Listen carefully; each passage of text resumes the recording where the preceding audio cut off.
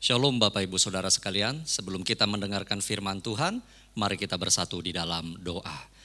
Bapa di surga, di dalam nama Tuhan Yesus Kristus, terima kasih Tuhan kami boleh menghadap hadirat-Mu kembali pada hari ini. Kami telah disegarkan melalui doa pujian dan penyembahan, sekarang segarkanlah jiwa dan roh kami ya Tuhan dengan kebenaran firman-Mu. Urapi hamba-Mu, urapi kami semua yang siap untuk menerima kebenaran firman-Mu dan kami menyambutnya hanya di dalam nama Yesus Kristus. Haleluya, dan semua kita katakan amin. Shalom Bapak Ibu Saudara sekalian, dimanapun Anda berada, saya yakin Anda semua dalam keadaan baik, sukacita dan dipenuhi oleh Roh Kudus. Yang setuju katakan amin. Haleluya. Kita tahu bahwa tahun 2021 ini Tuhan katakan ini adalah tahun integritas. Tahun di mana yang namanya hati, yang namanya pikiran, perkataan dan perbuatan itu harus selaras. Dan sebagai pengikut Tuhan Yesus Kristus, maka apa yang di hati, yang di pikiran, di dalam perbuatan dan perkataan kita bukan hanya sekedar selaras, tapi selaras dengan isi hati Tuhan dan kebenaran firman Tuhan. Yang setuju katakan amin. Haleluya. Nah, tetapi Bapak Ibu Saudara sekalian, yang namanya integritas itu artinya kita harus siap dari waktu ke waktu untuk diuji. Dan sepanjang tahun 2021 ini kita akan menghadapi begitu banyak yang namanya momen-momen, ujian-ujian di mana kita akan diperhadapkan kepada pilihan-pilihan. Apakah kita akan menjadi pribadi yang kompromistis atau kita menjadi pribadi yang berintegritas. Sebab yang namanya integritas itu tadi keselarasan. Selaras antara yang di dalam sama yang di luar dan selaras dengan Tuhan. Nah Bapak Ibu Saudara sekalian, puji syukur kepada Tuhan melalui Gembala Sidang Bapak Rohani kita Pastor Niko Nyotora Harjo dikatakan kalau kita mau belajar mengenai integritas maka pandanglah Yesus. Perhatikan Yesus, apa yang dia ajarkan, bagaimana dia menjalani hidupnya, bagaimana dia berinteraksi dengan sesamanya, itu semua harus menjadi teladan, itu semua harus menjadi pengajaran bagi kita semua. Nah hari ini Bapak Ibu Saudara kita akan belajar bagaimana Yesus ya berhadapan dengan suatu situasi di mana dia dipertanyakan integritasnya. Saya percaya Bapak Ibu Saudara ketika membaca ayat ini nanti Anda sering mendengarkan mengenai ayat-ayat ini. Hamba-hamba Tuhan mengkhotbahkannya dengan berbagai angle, dengan berbagai sudut. Tapi hari ini kalau Anda suka dengan tema khotbah, maka tema khotbah hari ini adalah ujian integritas. Saya percaya ketika Tuhan memberikan ujian kepada kita, Dia adalah guru yang baik. Dia tahu kita bisa lulus ujian. Tapi pertanyaannya, kitanya mau lulus atau tidak? Kitanya tahu tidak bagaimana caranya untuk lulus? Puji syukur sama Tuhan, hari ini kita akan belajar bagaimana Tuhan Yesus memberikan suatu teladan yang luar biasa melalui ujian demi ujian integritas. Mari kita buka Alkitab kita sekarang, yaitu Perjanjian Baru dari Injil Lukas. Injil Lukas pasalnya yang keempat ayat 1 sampai 13. Lukas pasal 4 ayat 1 sampai 13. Haleluya, saya bacakan bagi Bapak Ibu Saudara sekalian. Mulai dari ayat yang pertama. Yesus yang penuh dengan Roh Kudus kembali dari sungai Yordan, lalu dibawa oleh Roh Kudus ke padang gurun. Di situ ia tinggal 40 hari lamanya dan dicobai iblis. Selama di situ ia tidak makan apa-apa dan sesudah waktu itu ia lapar. Lalu berkatalah iblis kepadanya, "Jika engkau anak Allah, suruhlah batu ini menjadi roti." Jawab Yesus kepada iblis, "Ada tertulis, manusia hidup bukan dari roti saja." Kemudian ia membawa Yesus ke suatu tempat yang tinggi dan dalam sekejap mata ia, yaitu iblis, memperlihatkan kepada Yesus semua kerajaan dunia. Kata iblis kepada Yesus, "Segala kuasa itu serta kemuliaannya akan kuberikan kepadamu, sebab semuanya itu telah diserahkan kepadaku dan aku memberikannya kepada siapa saja yang ku kehendaki. Jikalau engkau menyembah aku, seluruhnya itu akan menjadi milikmu." Tetapi Yesus berkata kepada iblis, "Ada tertulis, engkau harus menyembah Tuhan Allahmu dan hanya kepada Dia sajalah engkau berbakti." Kemudian iblis membawa Yesus ke Yerusalem dan menempatkan dia, yaitu Yesus, di bubungan bait Allah. Lalu berkata kepada Yesus, "Jika engkau anak Allah, jatuhkanlah dirimu dari sini ke bawah.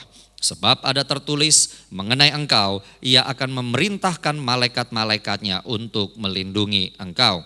Dan mereka akan menatang engkau di atas tangannya supaya kakimu jangan terantuk kepada batu." Yesus menjawab iblis, katanya, "Ada berfirman, jangan engkau mencobai Tuhan Allahmu." Dan sesudah iblis mengakhiri semua pencobaan itu, ia mundur daripadanya dan menunggu waktu yang baik. Yang percaya firman Tuhan memberikan kekuatan, katakan amin. Haleluya.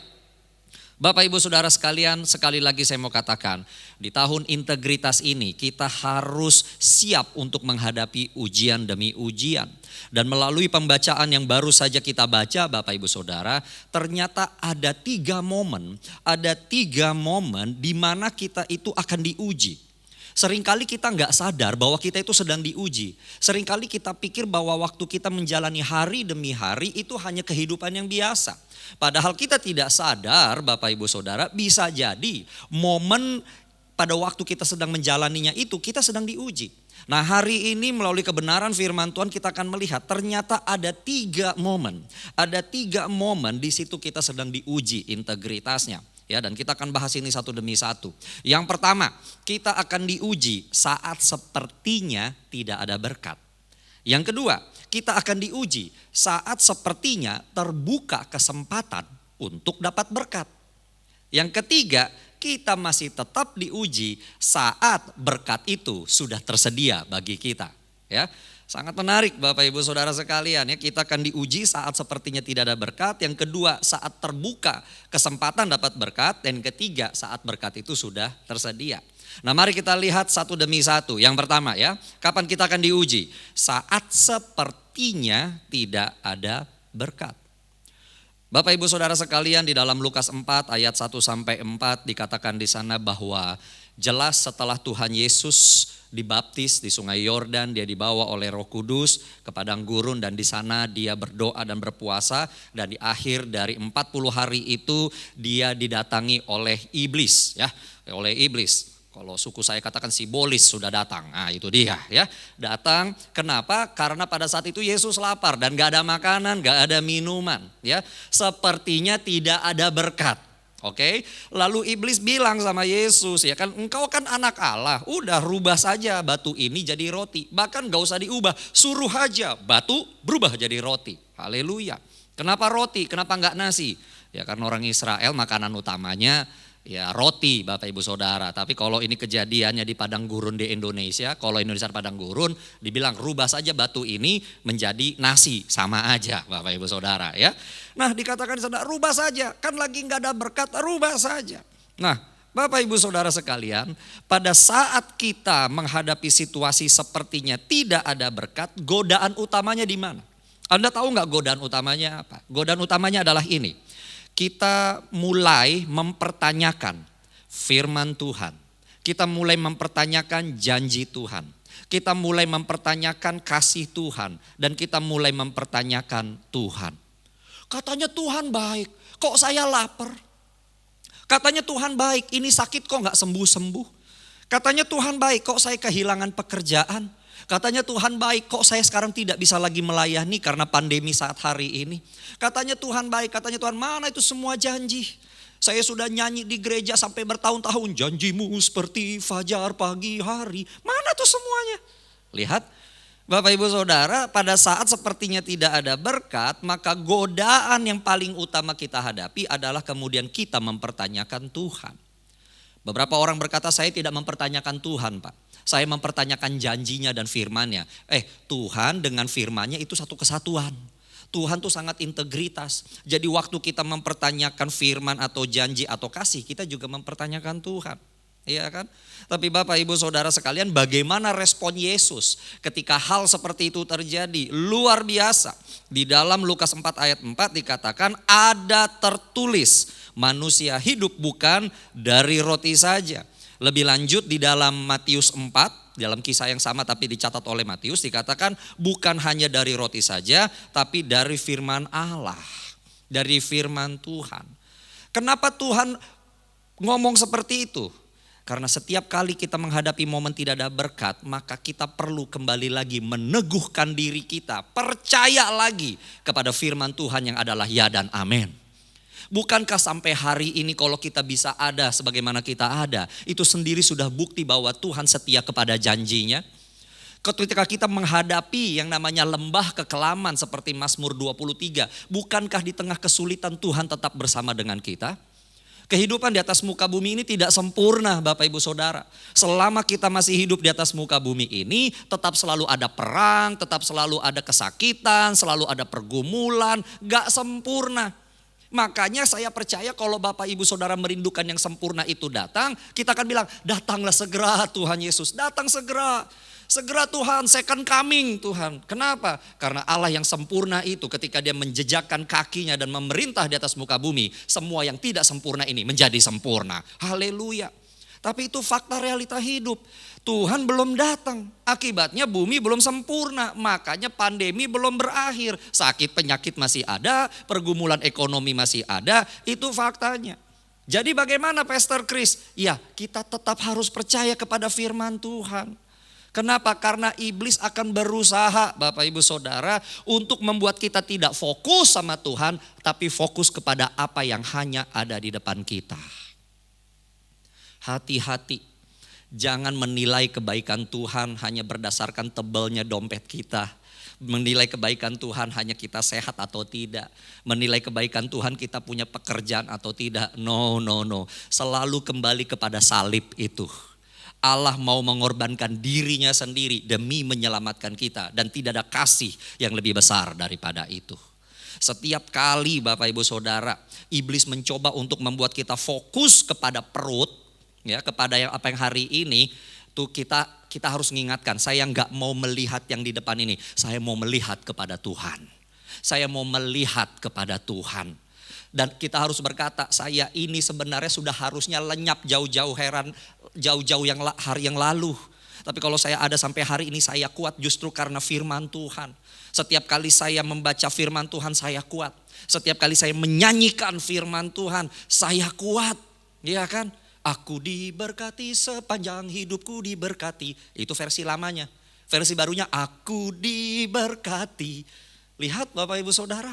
Walaupun faktanya mungkin ATM sudah makin menipis, pekerjaan di ujung tanduk, tapi Tuhan Yesus tetap Allah yang baik bagi kita. Dan pegang ini Bapak Ibu Saudara sekalian, ya. Pokoknya kalau dunia katakan mana kebaikan Tuhan, ingatkan lagi dunia, ingatkan dirimu sendiri akan semua janji, firman, keindahannya yang Tuhan katakan kepada kita. Mazmur 18 ayat 31 sampai 32 berkata, adapun Allah jalannya sempurna, janji Tuhan adalah murni, dia menjadi perisai bagi semua orang yang berlindung padanya, sebab siapakah Allah selain dari Tuhan, dan siapakah gunung batu kecuali Allah kita. Wow. Mazmur 26 ayat 2 sampai 3, ini terkenal. Mazmur 26 ayat 2 sampai 3. Saya percaya Anda juga sering nyanyikan lagu ini. Dikatakan, ujilah aku ya Tuhan dan cobalah aku. Selidikilah batinku dan hatiku, sebab mataku tertuju kepada kasih setiamu dan aku hidup dalam kebenaranmu. Wow, pemazmur tuh hidup, kenapa dia hidup dalam kebenaran firman Tuhan. Satu lagi, Mazmur 36 ayat 11. Mazmur 36 ayat 11 dikatakan, lanjutkanlah kasih setiamu bagi orang yang mengenal engkau dan keadilanmu bagi orang yang tulus hati. Kasih setia Tuhan ada kepada orang yang mau mengenal Tuhan, dan keadilan Tuhan ada pada orang yang tulus hati. Tulus hati adalah salah satu definisi orang yang berintegritas. Yang setuju katakan amin. Haleluya. Yang kedua, mana momen ujian itu? Momen ujian yang kedua adalah saat sepertinya terbuka kesempatan untuk dapat berkat. Tadi sepertinya tidak ada berkat. Yang kedua agak lebih membaik. Saat kayaknya sekarang terbuka nih kesempatan untuk dapat berkat. Kita lihat lagi dalam Lukas 4 ayat 6 sampai 8. Lalu si iblis membawa Yesus ya ke suatu tempat yang tinggi, nggak tahu di mana, pokoknya tempat yang tinggi. Lalu dalam sekejap diperlihatkan semua kerajaan di dunia. Dan iblis bilang begini, sembah aku, maka semuanya ini akan kuberikan kepadamu. Bapak Ibu Saudara sekalian, Yesus datang ke atas muka bumi ini itu untuk menyelamatkan yang hilang. Yesus datang ke atas muka bumi ini supaya orang-orang kembali kepada Tuhan. Yang jadi masalah orang di atas muka bumi ini banyak yang gak mau. Kenapa? Karena dikuasai oleh iblis. Iblis berkuasa atas muka bumi. Iblis berkuasa atas kerajaan-kerajaan. Loh, bukannya Tuhan adalah raja di atas segala raja? Iya, tetapi kerajaannya belum ditegakkan sepenuhnya di atas muka bumi ini. Nanti pada waktu second coming baru itu terjadi. Tapi sampai detik ini bumi ini masih dikuasai iblis. Nah, iblis ngomong gini sama Tuhan Yesus, sederhananya gini ya. Sus, ini versi dramatisir aja. Sus, lu kan pengen seluruh bumi ini nyembah kamu. Boleh. Ya, tapi supaya seluruh bumi ini nyembah kamu nyembah saya dulu. Itu kata iblis. Lihat, kan terbuka dong kesempatan untuk dapat berkat, ya kan? Tapi apa jawabannya Tuhan Yesus di sana? Ada tertulis, engkau harus menyembah Tuhan Allahmu dan hanya kepada Dia sajalah engkau berbakti. Mana momen saat terbuka kesempatan untuk dapat berkat? Godaannya adalah ini. Mendapatkan berkat tidak sesuai dengan cara yang Tuhan mau. Itu godaannya. Terbuka kesempatan dapat berkat, tapi dapetinnya tidak sesuai dengan yang Tuhan kehendaki. Cara-caranya tidak alkitabiah, mendukakan Roh Kudus. Berapa banyak di atas muka bumi ini orang berkata tujuan menghalalkan cara. Aduh, itu sangat tidak alkitabiah. Enggak. Yang penting motivasinya benar, Pak. Biarpun caranya salah ya udah dibenarkan aja. Oh, enggak ada kayak begitu. Gak ada di Alkitab karena motivasi benar walaupun cara salah dibenarkan, gak ada, gak selaras. Ya, atau terbalik ya kan, caranya benar motivasi salah, sama juga gak selaras, gak integritas. Tuhan gak mau begitu. Makanya Bapak Ibu Saudara, kalau masuk tahun 2021 ini ya, di tahun ini masih ada yang ngomong begini, sudahlah Pak Pendeta, kalau yang Tuhan itu di hari Minggu saja di gereja. Tapi nanti kalau dari Senin, Selasa, Rabu, Kamis, Jumat, Sabtu di dunia kerja, dunia bisnis, jangan bawa-bawa Tuhan. Jangan bawa-bawa Tuhan. Gak bisa macam begitu. Ya, ini saya sedikit curhat saja ya. Beberapa waktu yang lalu juga sedang memberikan konsultasi mengenai pernikahan adat. Waduh kan, selesaikanlah dulu pernikahan yang di gereja itu. Nanti baru kita teruskan adatnya. Ya ampun, adat dulu baru gereja. Nah, siapa yang mau didahulukan kayak begitu? Lihat. Kalau jangan bawa-bawa Tuhan ke adat lah ya gimana? Bapak Ibu Saudara, kalau engkau masih punya pemikiran Tuhan hanya ada di gereja, kalau di bisnis saya, di usaha kerjaan saya gak usah bawa-bawa Tuhan. Artinya kamu hanya menyembah Tuhan 1/7 dari harimu, sisanya yang 6/7 engkau menyembah iblis. Menyembah iblis. Kenapa? Karena di dunia ini hanya 2 pilihan, ikuti cara Tuhan atau cara hantu. Nah itu aja tinggal dibalik aja, Tuhan atau hantu atau Tuhan, gitu aja. Dunia yang tidak mau mengikuti caranya Tuhan artinya apa? Ngikutin cara iblis. Gitu, penguasanya iblis kok. Penguasanya adalah iblis. Yang berlaku di dunia apa? Homo homini lupus, manusia adalah serigala bagi manusia yang lain. Hati-hati Bapak Ibu Saudara. Saya berdoa justru semakin kita bertumbuh dewasa dalam Tuhan, semakin kita berkata saya tidak bisa hidup tanpa kebenaran firman Tuhan. Dan itu respon Tuhan Yesus. Hei, jangan sembah iblis, tapi sembah Tuhan saja. Bapak Ibu Saudara, kau berkata saya menyembah Tuhan kok Pastor Chris, hanya kalau kerja saya ngikuti cara dunia. Enggak bisa. Hidup ini adalah penyembahan. Kita tuh ibadah hari Minggu Bapak Ibu Saudara, tapi jangan lupa Senin sampai Sabtu itu juga penyembahan. Bagaimana cara kita menjalankan hidup menunjukkan siapa sesungguhnya yang kita sembah dalam hidup kita. Ketika kita mengedepankan firman Tuhan, segala sesuatu firman Tuhan, kita sedang berkata kepada Tuhan, kepada iblis dan kepada dunia, hei, yang terutama di dalam hidup ini meninggikan nama Yesus dalam semua aspek. Lihat, tapi kalau engkau berkata enggak, yang ini bukan Tuhan, yang sana iblis, cek kembali. Siapa yang sebenarnya engkau sembah? Bapak Ibu Saudara, di tengah kondisi yang sedang dihadapi dunia ini, saya tahu banyak dari Bapak Ibu Saudara yang sedang bergumul untuk berkat dan yang lain-lain. Tapi inilah momen sedang integritas. Ketika mungkin nanti di hadapan Bapak Ibu Saudara terbentang cara-cara yang sebenarnya Anda pasti tahu. Kenapa? Saya yakin Anda sudah dibanjiri oleh kebenaran firman Tuhan, Roh Kudus ada pada diri Anda, sehingga ketika terbuka suatu cara-cara yang tidak sesuai dengan firman Tuhan, pasti Roh Kudus akan ngomong sama Anda. Gak mungkin ketika orang percaya, dia diperhadapkan pada sesuatu yang jahat, lalu dia gak ngerti. Gak mungkin, gak mungkin. Roh Kudus pasti mengingatkan. Tapi kalau kita kemudian jatuh di dalam sana, artinya itu kita yang memilih untuk jatuh. Ya, Bapak Ibu Saudara. Hari ini kita diingatkan Tuhan kembali ya, supaya kita ini menyembah Tuhan, lakukan apa yang Tuhan suruh. Itu adalah bukti penyembahan kita. Roma 12 ayat 1 yang demikian terkenal. Paulus mengatakan, firman Tuhan yang ditulis oleh Rasul Paulus mengatakan, karena itu saudara-saudara, demi kemurahan Allah, aku menasihatkan kamu supaya kamu mempersembahkan tubuhmu. Artinya apa? Hidupmu sebagai persembahan yang hidup, yang kudus dan yang berkenan kepada Allah, itu adalah ibadahmu yang sejati. Ya, jadi seluruh kehidupan kita ini harus dijadikan ibadah yang sejati. Tuhan Yesus sendiri berkata dalam Matius 6 ayat 19 sampai 21, dikatakan janganlah kamu mengumpulkan harta di bumi ngengat dan karat merusakkannya dan pencuri membongkar serta mencurinya. Tetapi kumpulkanlah bagimu harta di sorga. Di sorga ngengat dan karat tidak merusakkannya dan pencuri tidak membongkar serta mencurinya. Karena di mana hartamu berada, di situ juga hatimu berada. Lebih lanjut Yesus sendiri berkata di ayat 24 dari Matius 6 dikatakan, tak seorang pun, tidak ada seorang pun yang dapat mengabdi kepada dua tuan. Karena jika demikian ia akan membenci yang seorang dan mengasihi yang lain. Atau ia akan setia kepada yang seorang dan tidak mengindahkan yang lain.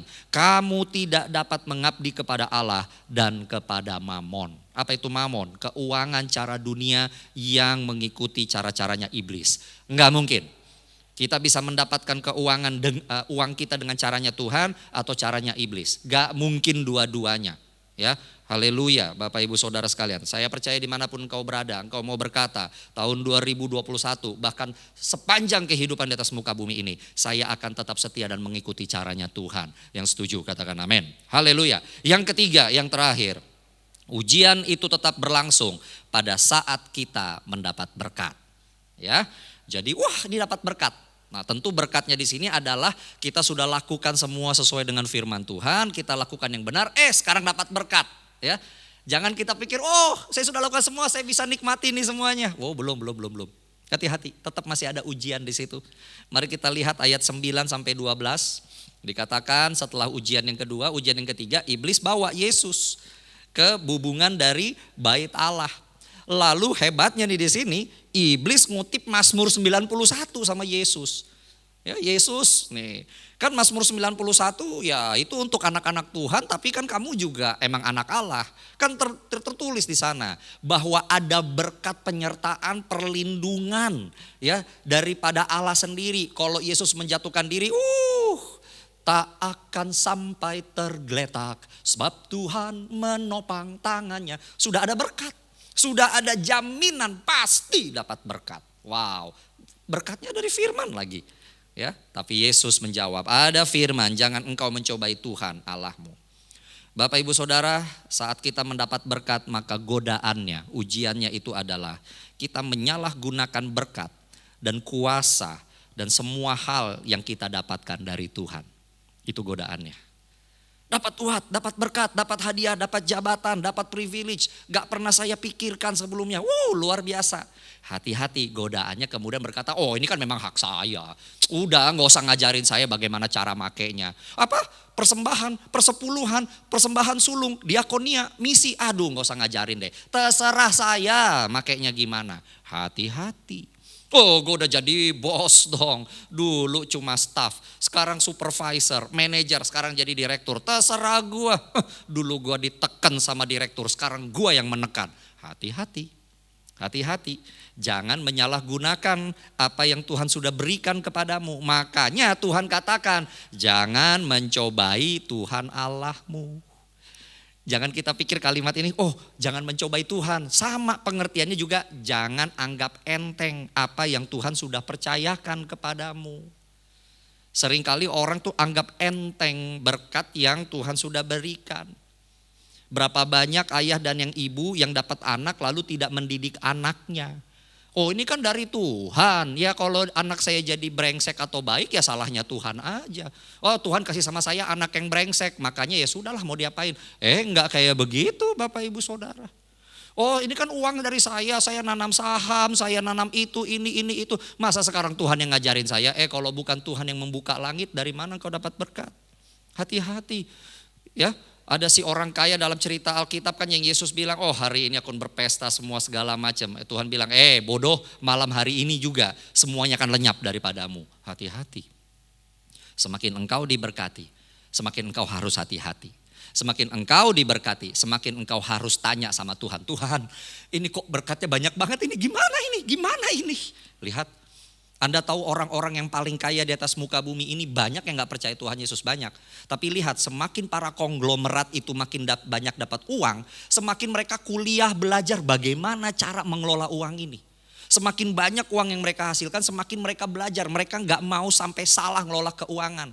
Apabila orang-orang yang gak percaya Tuhan aja punya sikap yang bagus seperti itu, apalagi kita sebagai anak Tuhan. Seharusnya punya sikap yang jauh melampaui itu semua. Tanya sama Tuhan, ini untuk apa, bagaimana mengelolanya, bagaimana sekarang Tuhan. Ya, jangan anggap enteng Tuhan yang telah memberikan berkat kepadamu. Salomo berkata di dalam Pengkhotbah 5 ayat 12 sampai 13, di dalam Pengkhotbah 5 ayat 12 sampai 13, dia membuat perkataan yang cukup menyedihkan. Tapi ini kita baca saja ya. Dikatakan, ada kemalangan yang menyedihkan kulihat di bawah matahari. Kekayaan yang disimpan oleh pemiliknya menjadi kecelakaannya sendiri. Dan kekayaan itu binasa oleh kemalangan, sehingga tak ada suatu pun padanya untuk anaknya. Salomo bilang ini kejadian paling menyedihkan. Ada orang kaya tapi kekayaannya justru menjadi sandungan, kecelakaan buat dirinya sendiri. Kenapa? Dia gak nanya sama Tuhan. Dia gak bijak mengelola kekayaan itu, apapun bentuk kekayaan. Dan akhirnya apa? Tidak ada satu pun yang bisa diteruskan kepada generasi di bawahnya. Tidak satu pun yang bisa diberikan pada anaknya. Kenapa? Karena tidak sesuai firman Tuhan. Kita pengkhotbah dikatakan ikuti jalan Tuhan. Anak-anak muda takut akan Tuhan. Itulah yang bisa membuat kehidupan di atas muka bumi ini menjadi baik. Saya berdoa Bapak Ibu Saudara. Saya merasakan bahwa engkau yang beribadah hari ini mendengarkan firman ini, Tuhan sedang berbicara pribadi padamu. Dan engkau minta ampun sama Tuhan sekarang dan bilang, Tuhan mulai detik ini aku mau ngikuti jalannya Tuhan. Belum terlambat. Belum terlambat. Selama nafas ini masih ada di atas muka bumi, belum terlambat. Haleluya.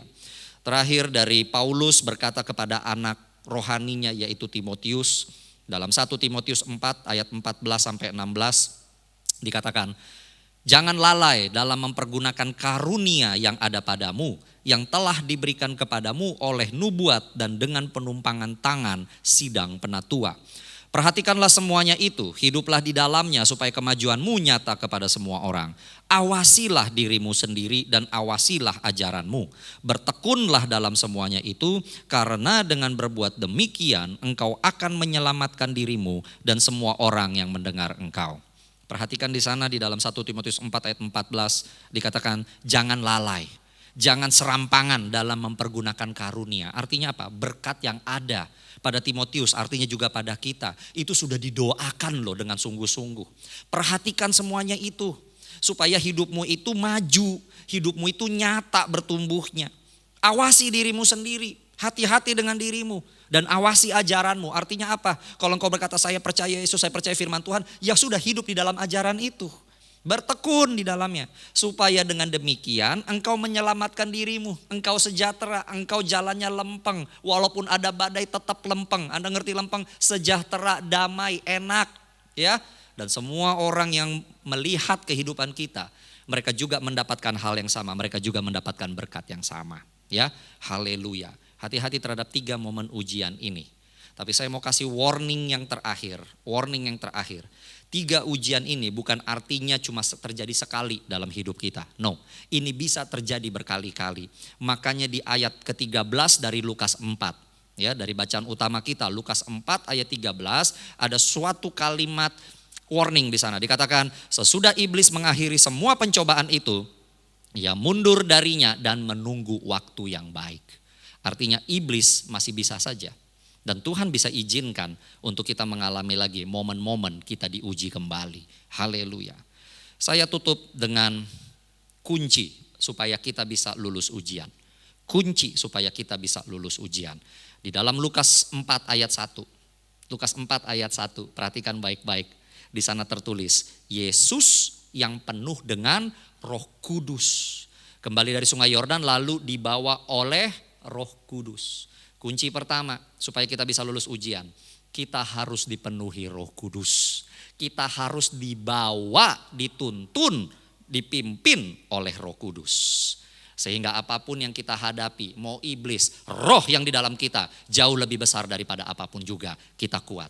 Dan yang kedua, kunci yang terakhir, hidup ini harus berdasarkan firman Tuhan.